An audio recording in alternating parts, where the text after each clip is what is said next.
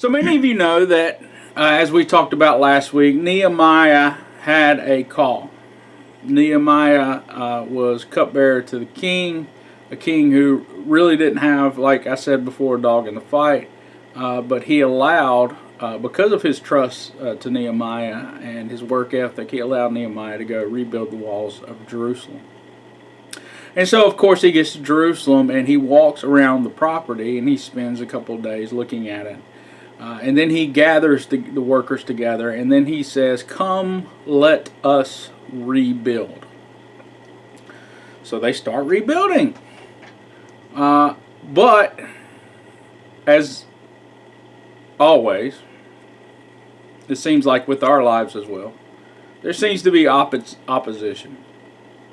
And there was opposition. And today I want to give you a few thoughts on resisting the opposition. Now, what happens to us when we are told no? Or we are told, better yet, we are told we can't do it. So I want to read a couple verses. First from chapter 2, 19 and 20. And then we'll go to chapter 4. Verse 19 says, "But when Sanballat the Horonite, Tobiah the Ammonite official, and Geshem the Arab heard about it, they mocked and ridiculed us. 'What is this you are doing?' they asked. 'Are you rebelling against the king?' I answered him by saying, 'The God of heaven will give us success. We, his servants, will start rebuilding, but as for you, you have no share in Jerusalem or any claim or historic right to it.'" Now let's go to chapter 4. And I will read verses 1 through 9.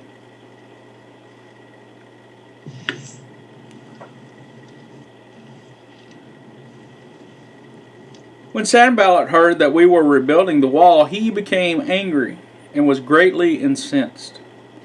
He ridiculed the Jews and in the presence of his associates in the army of Samaria. He said, 'What are these feeble Jews doing? Will they restore their wall? Will they offer sacrifices? Will they finish in a day? Can they bring the stones back to life from those heaps of rubble, burned as they are?' Tobiah the Ammonite, who was at his side, said, 'What are they building? Even a fox climbing up on it would break down their walls of stones. Hear us, our God, for we are despised.'" This is a prayer from Nehemiah. Remember this. "Turn their insults back on their heads. Give them over as a plunder in a land of captivity. Do not cover up their guilt or blot up their sins for your sight, for they have thrown insults in the face of the builders. So we rebuilt the wall till all of it reached half its height, for the people worked with all their heart.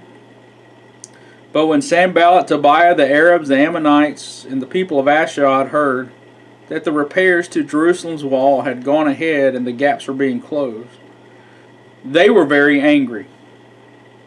They all plotted together to come and fight against Jerusalem and stir up trouble against it. But we prayed to our God and posted a guard day and night to meet this threat." A lot of times in our lives we are dealt with sometimes we're dealt with either good ideas or God ideas. And it might have been a good idea for Nehemiah to just stop what he's doing. He could have invoked a lot of peace. He could have saved a lot of conflict. But he had a vision from God.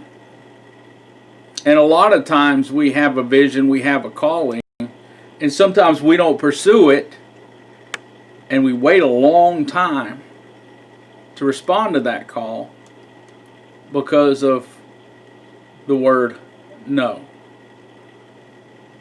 Now, there are a lot of people that we know that are famous that have heard the word no.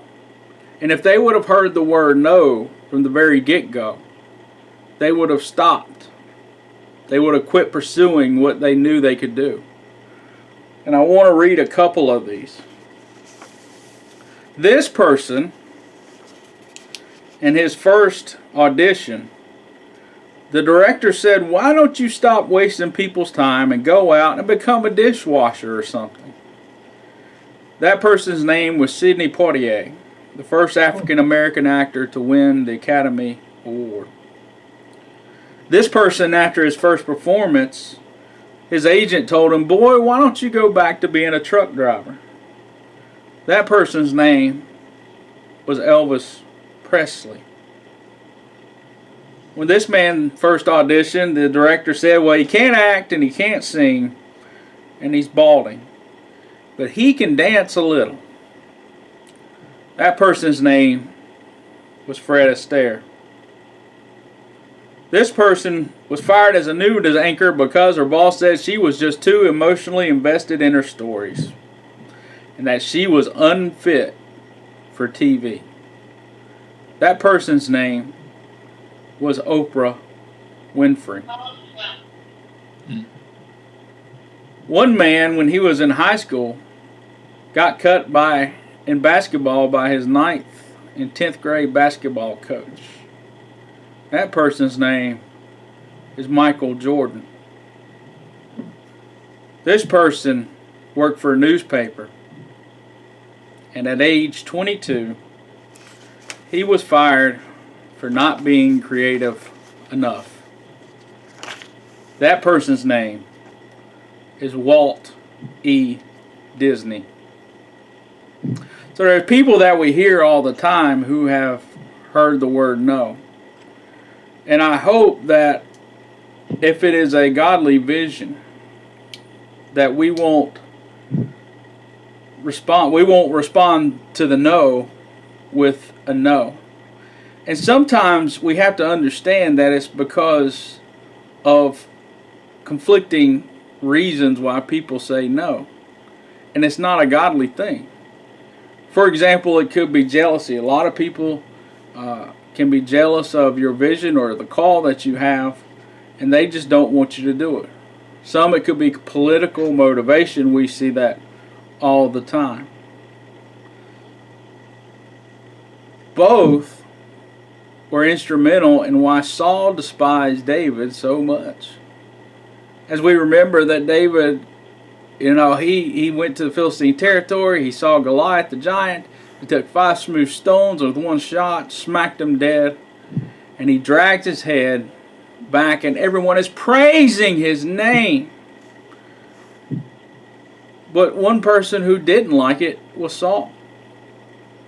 And we forget, we often hear the story of David and Goliath, but one of the things we forget about that story is what happened afterwards. Is that Saul could not take the Spirit of the Lord being upon David. And in fact, Scripture says that he put an angry spirit upon him. And for the rest of his life, he just burned with fire, wanting to get back at David.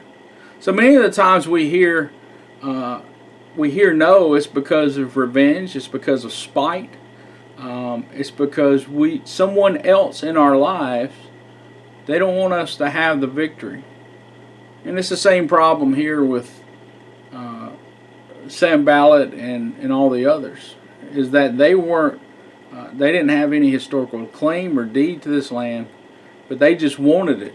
They wanted it out of power and spite and jealousy. And sometimes you come across that with conflict, is that you come across with people in lives that want what you have. And it's not what you have because of goodness, it's what they want what you have because of power, spite, and jealousy. Sometimes it's having wonderful family relationships. Sometimes it's the amount of friends you have. Sometimes it's just your personality. They want to break you down.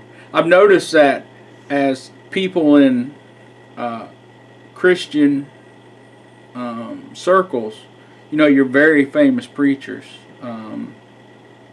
I'm not going to name any. Some are theologically sound, some are not that great. What I've noticed is that the more famous they become, the more they want, more they have detractors. People just want to knock them down, and we see that a whole lot. They don't want someone else to get the victory for some reason, and I think it's, things I underlined: power, jealousy, and spite. So if you have a God idea, just remember that God is going to lead you through it no matter what you hear. And a lot of times in our lives we hear that we can't do it. But the most important thing I want you to remember is Nehemiah's prayer here. Nehemiah didn't pray for revenge on his enemies. He prayed for God to handle it. He prayed for God's justice to reign. Not that he personally could get back at them, but for God to handle it. And that's very important to what we have to do as well. Thanks for listening, and I will see you next week.